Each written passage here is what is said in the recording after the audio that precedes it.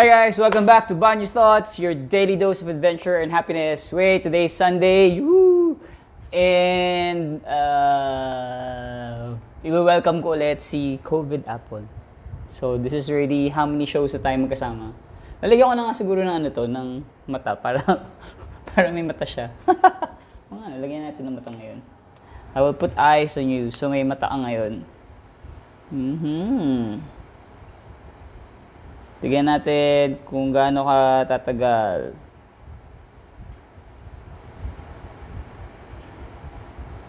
Yan.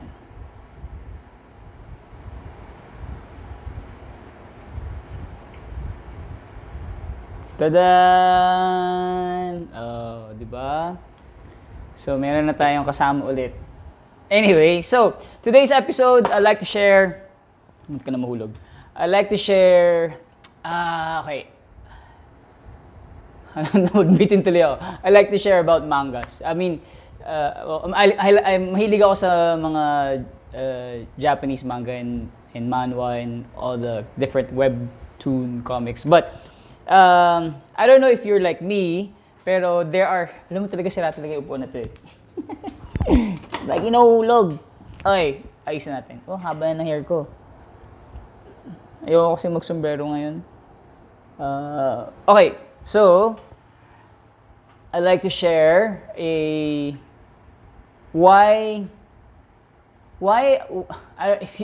do I start it out? Parang ewan ko yung bata ka, did you ever feel that the source of your inspiration comes from cartoons? Like for example, si Luffy of One Piece. For some reason, I've always looked up to Luffy as a role model. Sounds really weird, but I find some of the manga characters role models for me personally. They're yun nga yung parang kagaya kay Naruto. Pag lumaki ka ng kay Naruto, you keep on trying until you succeed. Kay Luffy, it's a sense of adventure. That you just do things and you just because you want to explore, at the same time yung love for yung nakama niya, which is basically yung crew, yung friends niya. And so I always read, my preference talaga in reading is usually like fantasy or I think more fantasy and adventure. But I try to read things that are about that they call the slice of life. And there's this one that I would like to recommend. Maybe siguro timing rin on what is I am currently undergoing, like the process of change, the process of going back to what you're passionate about, and the process of what you like. So I bumped into this manga. It's a story about this high school student who got a present from his brother, which is a saxophone, and he started playing saxophone. It's already a completed manga. It actually won like 2 awards in Japan. It was drawn in 2013, but it was only translated in English just recently. It's called The Giant Blue. The reason why it's called The Giant Blue is the hottest part, the brightest star or the hottest star is not really the yellow star like that we have. It's actually the blue one, and it's the one that's hotter, that's a lot hotter, and it's a lot younger, and it's the one that's the brightest. And then the theory is that if there are people in the world who, like for certain professions, who become the giant blues. What do you mean by the giant blues? That they're the ones who shine so bright and who exude so much heat that it gives life to basically everyone around them. So this story of the guy is basically, he doesn't know any music, doesn't know the chords, he doesn't know nothing, no zero background. He just learned how to play the saxophone and jazz by just playing it and learning in the process and blowing as much and as hard as he can. And wow, yung storyline niya, I think you should read it, and those who are listening here regularly, you should check it out. It's in www.mangareader.com. You can actually check out the Giant Blue, and the sequence of the story, how he improves over time, and how hindi siya yung type na hindi siya yung parang magic or anything. It's a very realistic approach to when you put a lot of hard work and when you put a lot of love in what you do, you excel. And difference lang nito is that kasi you're opposed with other musicians, meaning madami mga musicians na nakakarinig sa kanya, tapos may mga opinions lagi. So you would hear a lot of opinions of everyone. And then there's one time he did this first gig in a bar where people just asked him to stop because it was too loud. And he got really affected by that, but he still continued. So he always goes to this place in his prefecture in Japan. It's one of his town where he actually faces the river, and he plays there every day for 4, 5, 6 hours until 11:30 ng gabi or until 12 midnight. He would just keep on playing. So walang tao kasi doon. So siya lang yun nandun. He would play as loud as he can. And that's the reason why wala siyang sense of the sound. Since he's playing in an open field, so everything is, he tries to make it as loud as he can. And then to the point that yung mga magagaling na musicians who are he met one in the town na super galing, that he's a really composer for different jingles or forever for different companies, for brands. They got rekindled by his passion. I mean, yung passion nila kasi dies down. But why would you want to pursue jazz? Like, I was thinking about it recently. Like, why is not jazz a popular thing? So I started researching. Madalas may rinig natin hip-hop, pop, ballads, yung mga ganyan type. And very few, parang it's a dying, I don't know if it's a dying thing, but not many people love jazz. When I started listening to jazz, I mean, if you start listening to saxophones, so I started YouTubing it and I started listening to saxophones, and then there are not many people who post videos about I mean, meron, may dami-dami naman, pero hindi sila yung hinahanap ko is the one yung parang may pagka-blues, parang, ewan ko, kasi inimagine ko kasi binabasa ko yung manga, parang gusto ko makita rin doon sa yung intensity ng how they play the saxophone. So, nakita ko lang Kenny G. Pero yun ang parang nagpauso yata ng saxophone na ginawa nilang mainstream. But the original ones are really like narinig mo na sa mga jazz bars, mga ganyan. So it made me think, how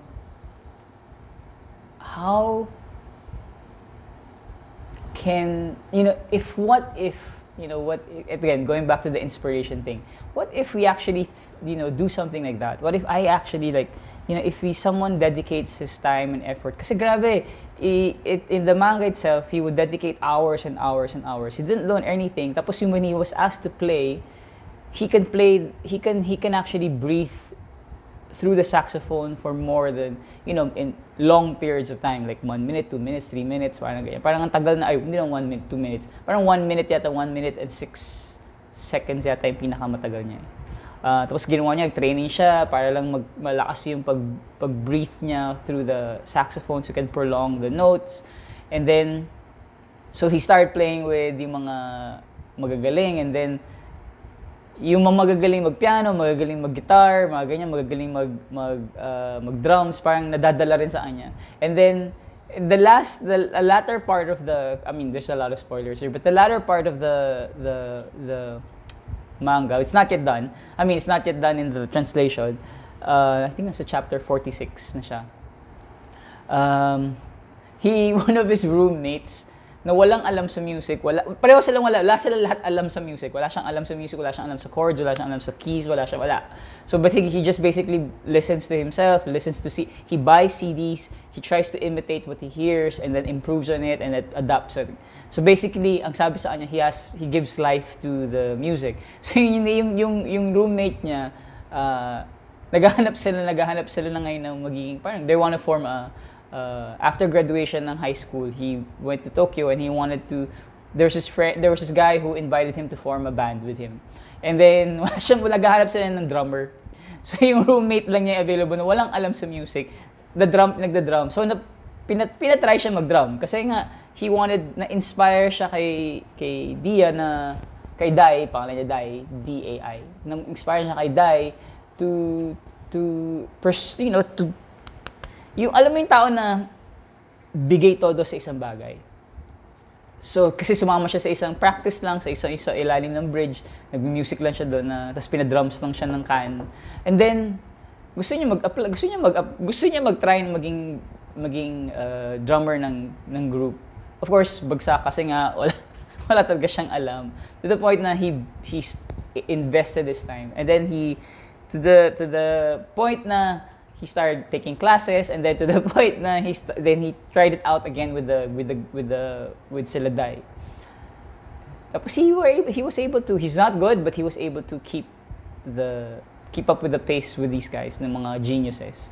The reason I'm sharing this is because, it's a cartoon, it's a webtoon, it's a slice of life, but the lessons are there. The lessons are very clear that if we want something really bad, that's one lesson, first lesson that I learned. If you want something really bad, you have to work hard for it. There's no such thing as magically becoming great all of a sudden. That if you want to dedicate, it speaks very loud to me because I started pursuing again arts, so music, dancing, playing the piano, writing again, speaking languages, mga ganyan. And hard, like today I was trying to practice the piano again with the keys and the fingers and the finger techniques, and then from left and right, and wala pang 30 minutes, ayoko na. And then I remember what the yung manga, and then sige tuloy natin. There's no this will not bear fruit if you're not gonna put the effort in it. That's one lesson. The second lesson is doing it, kasi he was asked, why do you want, what's your purpose? Why do you want to pursue music? You want to become famous? You want to become like this? Yan, sagot lang niya is, because music is just flowing out of me, and I just want to be able to share that to other people. And it made me think lang. I was thinking kasi, what's the purpose of why people come up with vlogs like this, or podcasts, or episodes like, I don't know, travel vlogs. Anything that you share outside through social media. What's your purpose? And I was thinking, shit, am I one of those people who are actually looking for affirmation again or validation because someone likes it outside of your your circle? Meaning, you post all of this. Like, I post this video because I just want subscribers to my YouTube channel or subscribers to my podcast. Ganyan. Of course, I would want that, but is that the purpose of it? I mean, is that the end all be all of why I'm doing this? And I realized, what really do I want to become, or what do I really want to share? And I guess it's really, you share your journey towards something. That's what really I want. It's that people can be inspired when they watch this and they listen to this, that even though you're starting off now, it doesn't mean that you're late. That there's the concept of late is for people who wants to compare themselves to others. So if you start now and then you start doing things and you start falling in love again with why you do things, like putting that, if you love cooking, if you love drawing, if you love arts, if you love baking, if you love music, if you like, all these things, and you think that it's, or you feel that you don't have any passion, but you're trying to figure things out, but you're starting that journey, that meaning that's just that first step towards that, then it becomes more meaningful. I think life becomes more for you, more meaningful, and then you start figuring things out. Then you start figuring things and start putting things together on your own. What's important is really that you go for it and you dedicate the hard work. Before, ngayon ko lang, natutuwa lang kasi ako dahil I was working hard. No, sorry, mali. Before kasi I was taught work smart but not work hard. I mean, it goes hand in hand naman. But yung hard na definition ko is parang, siguro iniiwas mo talaga, kung may mas madaling paraan, you fix it, no? But then again, I forgot about the process.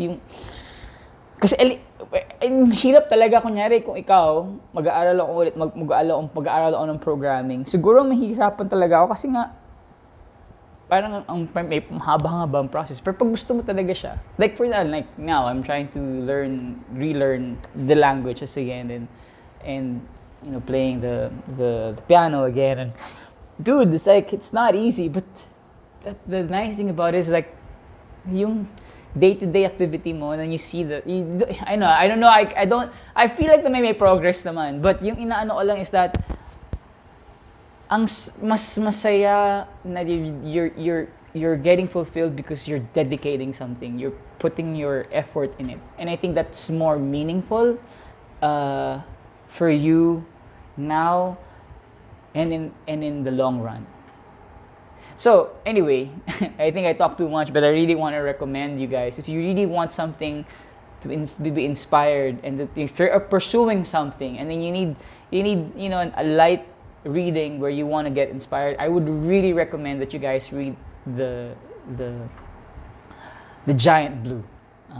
You can read again. You can search it in www.mangareader.net, and it's really inspiring. Yeah, I think that's it. Because I just want to share that, because for me it's like a laki ng impact. I wanted to talk about I want to do a movie a series recommendation which is called Where Your Eyes Linger, but between that and this one, yung sa the Giant Blue, I like the Giant Blue more. I mean, the Giant Blue was like, tinamaan talaga ako na gusto ko makuha yung attitude ni Dai, and really parang i-personify sarili ko so that I can be that same person who's really outlook niya is such a nice. I mean, he's not rich. He's working so hard. I mean, he has his day job and all that stuff, but he still pursues his passion for playing the saxophone and being one of the greatest jazz players in the world. That's his dream. So yun, I would love for you guys to read that if you guys are pursuing something that you're passionate about, or even not, but if you just want to see, if you're curious about something, it's a 2013 manga, won 2 awards already, or several awards. So you guys try to read it, The Giant Blue. I highly recommend it. So I hope you guys enjoyed this episode together with me and COVID. Nakangiti na siya ngayon. Maraming salamat, and I'll see you guys tomorrow again. Yay! Gian out.